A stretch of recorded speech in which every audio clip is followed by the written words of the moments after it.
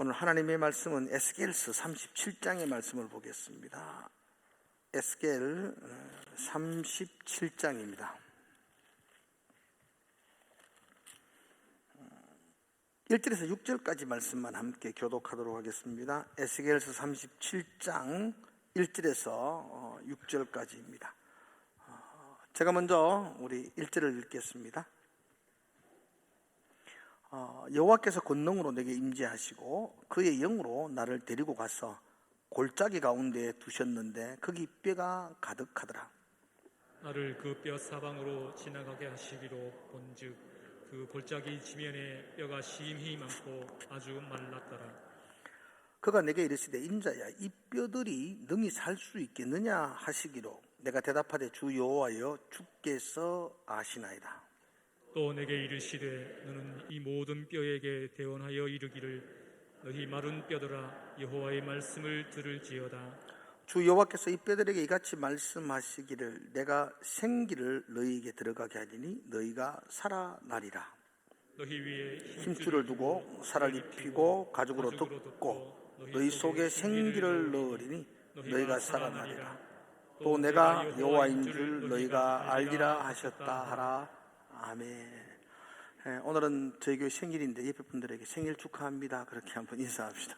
생일 축하합니다. 네, 감사합니다. 121년 동안 지켜주신 하나님, 여기까지 인도하신 하나님께 우리 감사의 박수를 드리겠습니다.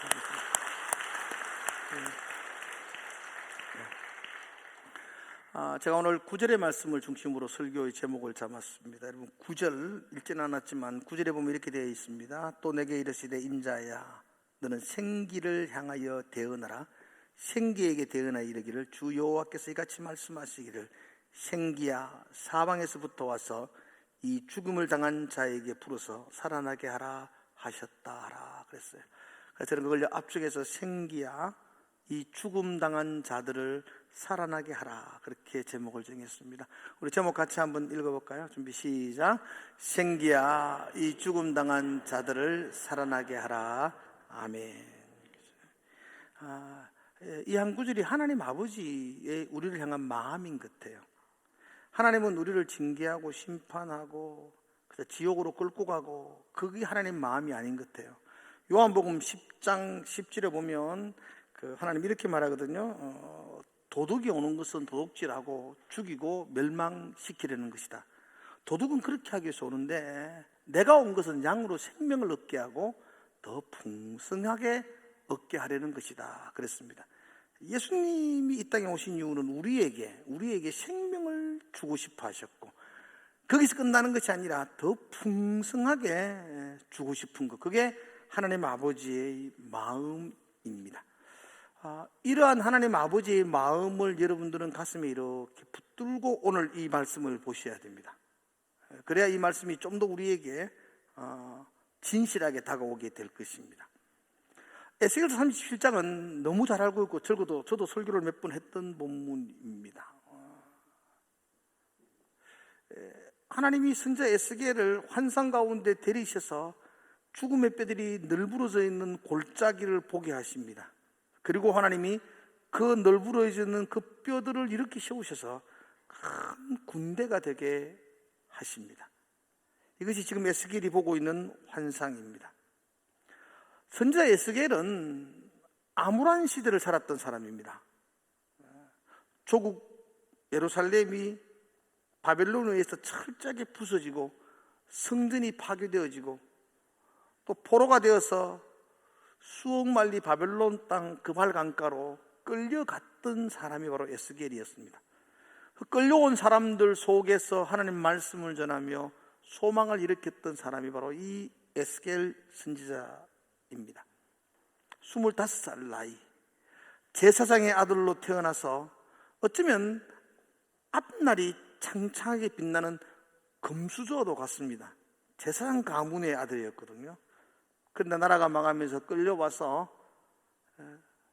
바벨론의 포로가 돼서 그발 강가에서 운하를 파면서 중노동에 시달리고 있는 처지에 놓여 있을 때에 에스겔의 그 무너지는 마음, 그죠? 그런 에스겔에게 하나님이 찾아오셔서 소망의 메시지를 불어넣으시는 장면이 바로 이 에스겔 전체의 내용이거든요. 에스겔서를 두 분으로 딱 나눌 수가 있어요. 48장까지 되어져 있는데 여러분 읽을 때에 1장에서 32장까지가 첫째 부분인데요, 여기서는 죄와 그들의 허물로 통해서 하나님이 그 백성들을 심판하고 무너뜨리겠다는 하나님의 엄중한 경고의 메시지가 담겨 있는 것이 32장까지예요. 그래서 하나님의 영이 예루살렘 성전을 떠나요. 9장에서 보면 하나님의 영이 성전을 떠나 문지방을 밟고 그것에서 또 감람산으로 예루살렘 전체를 하나님이 떠나가시는 장면이 나와요. 하나님이 떠남으로 그곳에 심판이 임하게 되어져요. 그런데 에스겔서는 하나님의 떠남으로 끝나지 아니하고 33장에서부터 보면 하나님이 다시 그 땅으로 돌아오세요. 그리고 하나님이 다시 회복시켜 주세요. 그 땅을 다시 일으키 세워주시고 그 백성들을 살려주시는 장면이 33장에서부터 쭉 시작되어져요.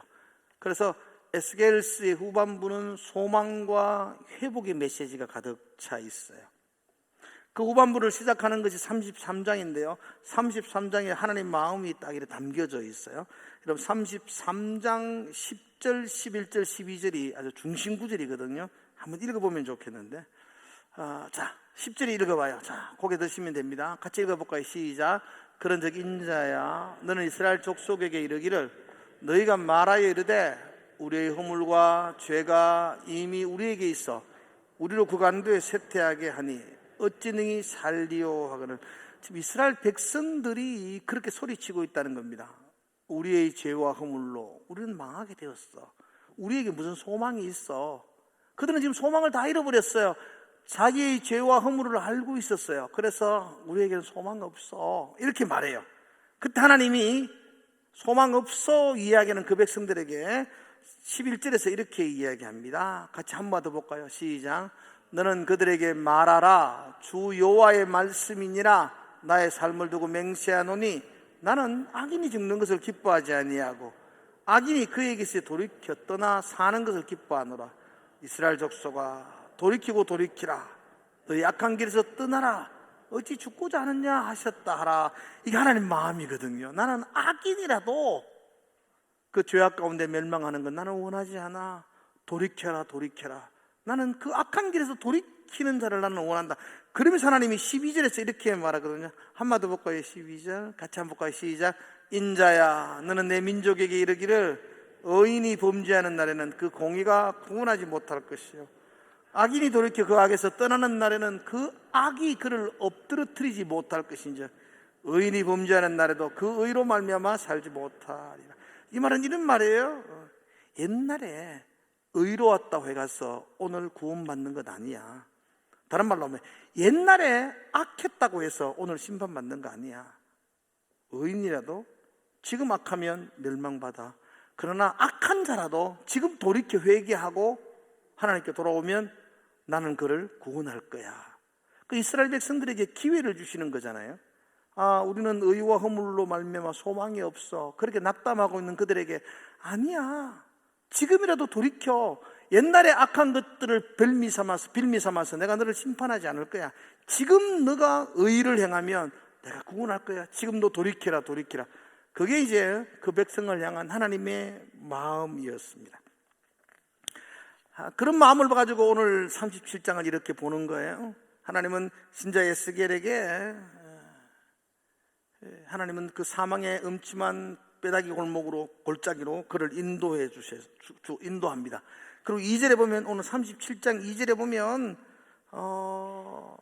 그 골짜기 지면에 뼈가 심이 많고 아주 말랐더라 이래 말해요. 그 골짜기는 뼈가 많이 널브러져 있어요. 그리고 아주 말랐다는 거예요. 말랐다는 표현은요 소망 없다는 겁니다. 소천하셔서 하루 이틀 다시 부활하시는 분도 있더라고요. 그런 기대는 뭐 잘 없지만 0.001%라도 있는 거예요. 근데 시신이 다 썩어서 뼈만 남았는데 그 뼈도 다 말라 비틀어졌다면 다시 살아날 소망은 없는 거예요. 그래서 뼈가 말랐다 이 말은 소망 없다, 기대하지 마라 이런 뜻이에요. 그리고 하나님은 그 에스겔에게 이렇게 말해요. 이 뼈들이 뭔지 아느냐? 하나님, 이 뼈들이 무엇입니까? 그럴 때 하나님은 진짜 에스겔에게 11절에 보면 이 뼈들은 이스라엘 족속이요, 이렇게 말해요. 인자의 이 뼈들은 이스라엘 족속이다. 지금 너의 조국 이스라엘이 이 마른 뼈처럼 소망 없는, 말라 비틀어져서 널브러져 있는 이 뼈와 같다라고 말씀하고 있습니다. 나라가 망했습니다. 성전이 파괴되었습니다. 포로가 되어 끌려왔습니다. 아무런 소망 없이 그 남의 땅에서 그냥 노예처럼 중노동하고 있습니다. 아무런 소망이 없다. 이 백성, 이 민족에게는 아무런 소망이 없다라고 말씀하고 있습니다. 그때 하나님은 다시 에스겔에게 한 가지 질문을 더 합니다. 인자야, 이 뼈들이 능히 살겠느냐? 3절에서 그렇게 말하죠. 이 뼈들이 살아날 수 있겠느냐 하는 거죠. 여러분, 어떻게 그 마른 뼈가 다시 회복되고 살아날 수 있겠어요? 우리는 성경을 다 봤기 때문에 큰 군대가 됩니다, 이렇게 대답할 수 있지만, 사실은 여러분도 마찬가지로 하나님이 골짜기 가운데 널브러진 마른 뼈들을 보게 하시면서, 얘야, 이 마른 뼈들이 다시 살아날 수 있겠느냐? 라고 물을 때 뭐라고 대답하시겠습니까? 이 물음은 에스겔에게 하신 하나님의 물음인가 동시에 오늘 저와 여러분에게 묻는 하나님의 물음과도 같습니다. 사실 이 마른 뼈와 같은 이스라엘 백성들은 곧 지금의 우리의 상황과 현실과 다를 바가 없지 않습니까? 인자야, 이 나라가 다시 살아날 수 있겠느냐? 인자야, 이 교회가 다시 회복될 수 있겠느냐?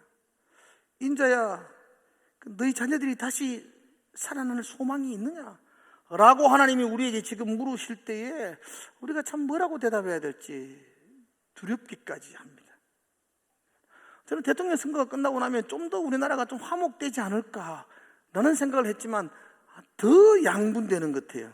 더 양분되는 것 같아요. 저는 사실 뭐가 뭔지를 잘 몰라요. 어느 게 옳은지도 잘 모르겠고요. 청와대를 옮기는 게 옳은 긴지 그냥 있는 게 옳은지도 잘 모르겠고, 그냥 위에 정치인들이 옮긴다 그러면 그냥 잘 옮기겠어, 내가 형편되면 1톤 트럭 양 드릴게요, 이렇게 말하고 싶은 마음이에요. 그냥 있겠다 그러면은 아이고, 잘 있으십시오, 거기도 괜찮습니다, 이렇게 하고 싶은 마음이에요. 그냥 그게 그렇게 중요하다고 저는 생각하지 않는데, 왜 그것 때문에 나라가 이렇게 여론이 분열되어져 있는지. 검수완법이, 혹시 오늘 마치고 저한테 설명을 좀 해주시죠. 나는 그 TV 한창 봐도 검수완법이 뭔지를 내가 이해를 못하겠어요. 그냥 맨날 반대하고 찬성한다는 이야기만 하지, 그거의 근본적인 실체, 찬성할 때 어떤 문제가 있고 반대할 때 어떤 문제가 있는지 별로 이야기를 안 하고, 제가 또 그거 들어도 잘 못 알아듣는 어리석은 사람이라서 그런지 하면 어떻고 안 하면 어떻고 이때까지 살았는데, 저는 그렇습니다. 저는 여야를 떠나서 그냥 자연스럽게 그분들이 논의해서, 잘하시는 분들이 논의해서 좋은 법을 만들어서 합의해서 이렇게 하면 참 좋겠다 싶은데, 같은 법을 공부한 사람끼리 왜 그렇게 머리가 터지게 싸워야 되는지, 그리고 우리는 뭔지도 모르는 게 그냥 앉아가지고 다 빨간 당이니 이렇게 잡고, 뭔지도 모르면서 또 파란 당이라 이렇게 잡고 싸워야 되는지, 알고 하는지 내가, 그죠? 이 조국이 다시 하나가 될 수 있겠느냐? 이 갈라진 마음들이 다시 뭉쳐질 수 있겠느냐? 그렇게 묻는다면 우리가 어떻게 이야기하겠습니까? 이 교회가 다시 회복될 수 있겠는가? 이 우리의 자녀들이 다시 영광된 부활의 꿈을 꿀 수 있겠느냐? 라고 하나님이 우리에게 동일하게 에스겔에게서 묻는 것처럼 묻는다면 뭐라고 대답할 수 있겠습니까? 에스겔은 이렇게 대답합니다. 인자야, 이 뼈들이 능히 살 수 있겠느냐? 라고 물으니까 에스겔은 지혜롭게 대답합니다. 살 수 있겠느냐 물으면 그냥 오케이, 살 수 있습니다. 아니요, 힘듭니다. 이렇게 말하는 게 아니고 에스겔은 아주 교묘하게 이야기합니다. 3절에 보니까 주께서 아시나이다, 이렇게 말해요. 주 여호와여, 주께서 아시나이다. 이 말의 뜻은요, 조금만 생각해 보면 대반 알 수 있어요. 에스겔이 이렇게 말하는 이유가 뭐죠? 내가 생각해 볼 때, 나의 경험, 나의 가치관, 나의 생각으로 볼 때에는 이 뼈들이 살아난다는 건 있을 수 없는 일이죠. 어떻게 살아나요, 뼈가? 내 경험과 내 상식으로는 안 됩니다. 그러나 에스겔은 선지자지 않습니까? 하나님의 능력, 하나님의 힘을 믿지 않습니까? 하나님의 전능하심을 믿지 않습니까? 그래서 그렇게 말하는 거예요. 하나님, 내 생각으로는 안 되는 거지만 그러나 전능하신 하나님이 하시면 하실 수 있습니다. 나는 아무리 생각해도 이거 소망 없습니다. 그러나 하나님이 하시면 하실 수 있습니다 라고 대답하는 것입니다. 나는 이게 참 지혜로운 대답이라고 믿습니다. 인자야, 이 나라가 다시 회복되겠느냐? 이 조국교회가 다시 부흥을 일으키겠느냐? 너희 자녀들이 다시 살아날 수 있겠느냐라고 물을 때에 우리의 가치과 생각으로는 하나님 참 소망 없습니다. 그러나 하나님이 전능하심을 나는 믿습니다. 하나님의 능력을 믿습니다. 하나님이라면 하실 수 있습니다. 주께서 아시나이다.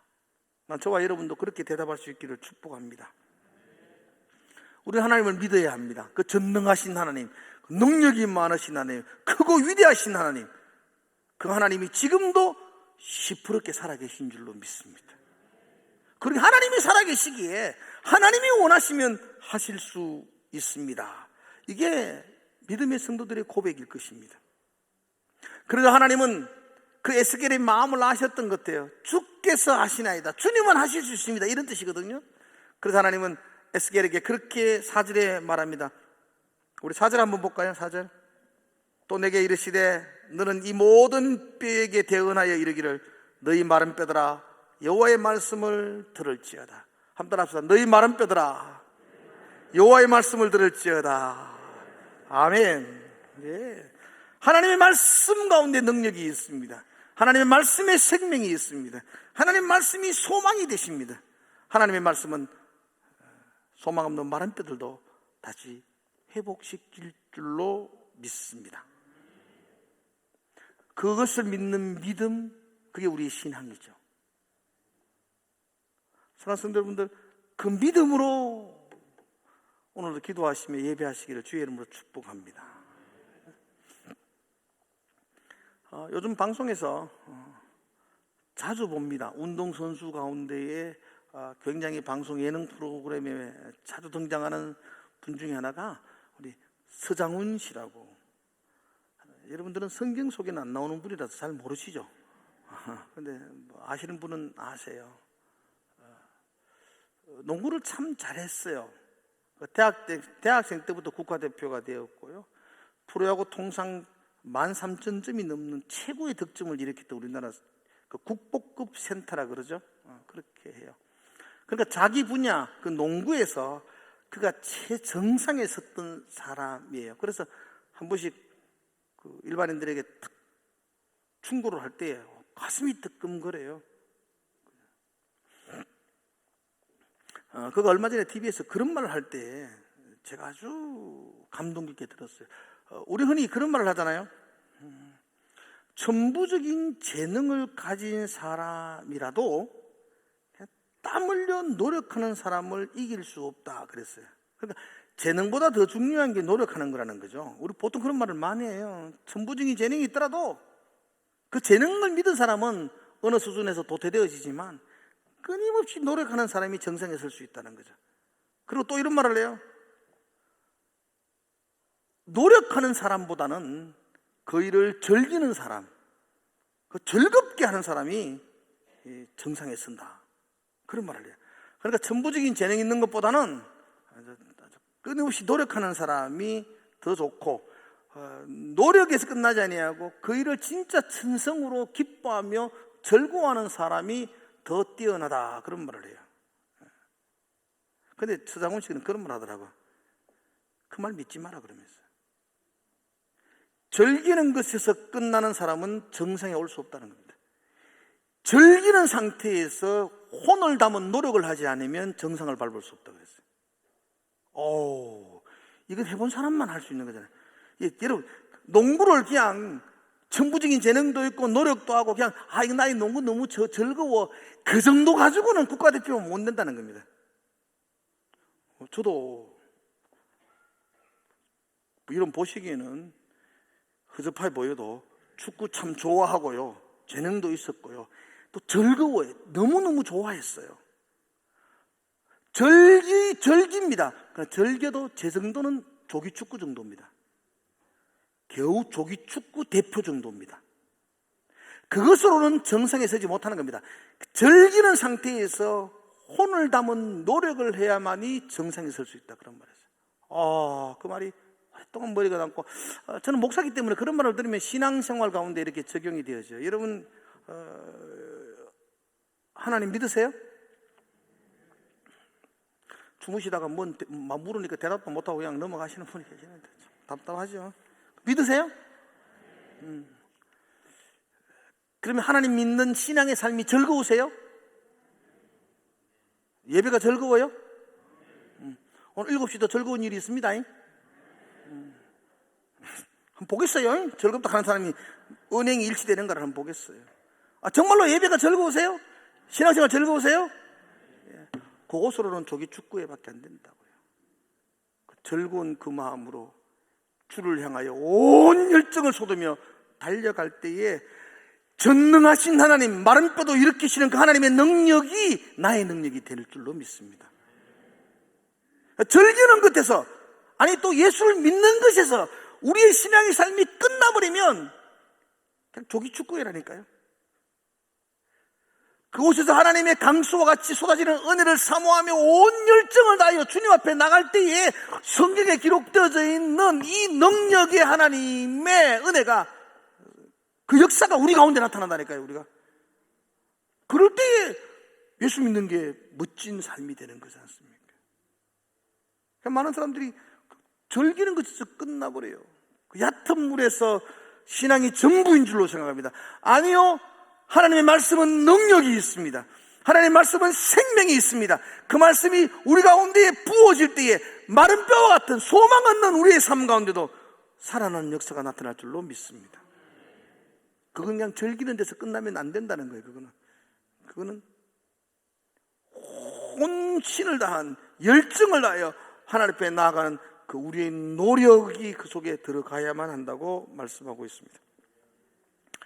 자, 하나님 말씀이 그들에게 임할 때 그들이 뼈와 뼈들이 연결이 되어지고 살들이 붙고 가죽이 입혀져서 사람의 형상을 이룹니다. 그러나 거기서 끝나는 게 아니었어요. 그렇다고 해서 그것들이 군대가 될 수 있는 게 아니었습니다. 하나님은 다시 에스겔에게 9절의 말씀을 보겠습니다. 9절 한번 같이 한번 볼까요? 9절. 자, 한번 같이 한번 읽읍시다. 시작. 또 내게 이르시되 인자야, 너는 생기를 향하여 대언하라. 생기에게 대언하 이르기를 주 여호와께서 이같이 말씀하시기를 생기야 사방에서부터 와서 이 죽음을 당한 자에게 부르서 살아나게 하라 하셨다. 예. 그냥 그 말씀으로 형상을 이루었지만 온전하지 않았습니다. 그때 하나님께서 그에게 생기를 불어넣으라고 말합니다. 이때 생기라는 말이 하나님의 영, 성령을 의미합니다. 루하고라는 단어를 쓰는데요, 우리말로는 성령, 하나님의 영을 그에게 불어넣으라라고 말씀하고 있습니다. 이게 한 가지 중요한 것은요, 그 에스겔이 하나님의 말씀을 처음 받을 때에 그 에스겔서 2장 2절이거든요. 한번 에스겔서 2장 2절을 한번 여러분들이 보면서 다시 한번 더 설명을 해드리겠습니다. 자, 같이 한번 읽어볼까요? 시작. 그가 내게 말씀하실 때에 그 영이 내게 임하사 나를 일으켜 내 발로 세우시기로 내가 그 말씀하시는 자의 소리를 들으니. 그러면 하나님, 그가 내게 말씀하실 때에 그 영이, 하나님의 영, 그게 루아우, 그게 성령이에요. 하나님의 영이 내게 임하사 나를 일으켜 세우셨다 말해요. 그러니까 하나님의 성령이 먼저는 에스겔에게 임하여 그 에스겔을 이렇게 세웠다는 것입니다. 25살 나이에 포로가 끌려와서 바벨론 강가에서 아무런 소망 없이 곧 돌아갈 줄 알았는데 나라가 망해버린다는 소식을 들을 때 돌아갈 곳도 없는, 아무런 소망 없는 절망 가운데 널브러져 있던 마른 뼈와 같은 그 에스겔에게 그 성령이 그 마음에 먼저 임했습니다. 성령에 충만하게 임하고 그 성령으로 말미암아 그 에스겔이 일어났다는 것입니다. 하나님이 먼저 에스겔을 이렇게 세우셨고, 그리고 37장에 그 에스겔에 임했던 그 성령을 그 마른 뼈와 같은 그 백성들에게 불어넣어 주게 되고, 그럴 때 그들이 다시 일어나서 큰 군대가 되었다 라고 말씀하고 있습니다. 여러분, 하나님의 성령이 에스겔을 먼저 살렸고 그 위에 그 백성들을 살렸습니다. 하나님의 성령이 성도들을 살려야 되고 그 후에 이 나라가 살아날 줄로 믿습니다. 하나님의 성령이 부모에게 임할 때에 그 후에 자녀들이 살아날 줄로 믿습니다. 하나님의 성령이 예배하는 우리들에게 임하기를 기도하셔야 됩니다. 하나님, 내가 마른 뼈와 같습니다. 아무런 소망이 없습니다. 나는 아무런 기대할 것이 없습니다. 그래서 하나님을 바라봅니다라고 기도할 때 하나님이 우리에게 먼저 성령이 임하시면 우리가 그 성령으로 충만해질 때에 나를 통해서 내 가족이, 내 교회가, 이 나라의 이민족에게 하나님의 성령이 부어지고 다시 큰 회복의 군대가 될 줄로 믿습니다.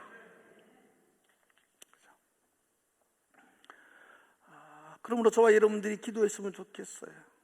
소망 없는 이 땅을 보면서 그냥 비판하고 낙담하는 것이 아니고 하나님, 이 땅에 그래서 성령을 부어주십시오. 먼저 기도하고 예배하는 우리들에게 하나님의 영을 우리에게 충만하게 부어주십시오. 그러면 능히 살아날 줄로 믿습니다. 여러분, 우리 생각과 우리의 가치관 또 우리의 경험으로는 소망 없습니다. 제가 다음 세대 계속 이야기를 하지만 소망 없습니다, 여러분들. 어디에 소망을 둘 겁니까, 여러분들? 저는 사실은 할 말도 잘 없고 자식에 대해서는 제가 자신도 못하고 너무너무 죄송하고 그런데 어제도 저녁에 제가 우리 애들한테 제가 야야, 우리 아들들에게 내가 내일은 저녁 7시에 우리 121번째 우리 생일이라고 서울에서 손님들이 와가 막 잔치한다. 우리도 참석이 안 되겠는데 너도 꼭 온네. 그랬어요. 아니, 목사가 목사 아들한테 교회하라고 전도해야 되는 이 암담한 처지. 우리 아들이 딱 정식을 하고, 아버지, 지난 한 주간 동안 우리 많이 힘들었습니다. 밤마다 오락해가지고 왔지요. 주일을 맞아 또 가야 됩니까, 이 밤에? 내가 그 시간 많은 친구 만나고 놀아야 되는데 아버지 오락하면 어쩝니까? 그래서 내가 미안하다, 그래도 온나 생각해 보겠습니다. 이러고 끝났어요. 그리고 나오는데 막 가슴이 무너지는 것 같아. 목사 아들도 안 올라가는데 다른 사람 누가 올라가겠노, 그 자리에? 일부 때는 이 말을 못 했는데 나쁜 놈들이에요, 그것들. 하여튼 저것들이 체면이 있으면 그런 말 하면 안 되지. 막 가슴이 무너지는 마음인 것 같아요. 소망 없습니다, 여러분. 목사들도 소망 없어요, 그것들. 근데 하나님은 하실 수 있을 줄 믿습니다. 하나님의 영이 임하면 능히 살아날 줄로 믿습니다.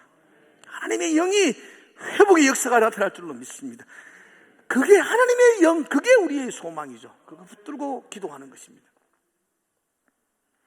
사랑하는 성도 여러분들, 하나님의 마음은 하나님의 영을 우리 가운데 부어주셔서 마른 뼈 같은 우리를 살려주고 싶은 게 하나님의 마음입니다. 그래서 우리는 살아날 줄로 믿습니다. 아무런 소망 없는 이 땅을 바라보면서도 하나님의 마음이 살아나는 것이기에, 양으로 생명을 얻고 더 풍성하게 얻는 것, 그게 하나님의 마음이기에 그 하나님의 마음을 붙들고 하나님 먼저 우리를 살려주십시오. 에스겔에게 먼저 성령을 부어준 것처럼 우리에게 먼저 성령을 부어주시면 우리가 그 성령을 우리 자녀들에게 나누어 흘러보내겠습니다. 우리가 우리의 그 성령을 우리의 이웃들에게 나누어 흘러보내겠습니다. 그러면 이 나라, 이 민족, 이 교회, 우리의 가정들, 우리의 자녀들, 다음 세대들이 살아날 줄로 믿습니다. 한 주간 동안 저 여러분들의 기도의 제목이 되기를 주의 이름으로 축복을 드립니다. 기도하겠습니다. 하나님, 마른 뼈와 같습니다. 말라 비틀어진 소망 없는 뼈들과 같습니다.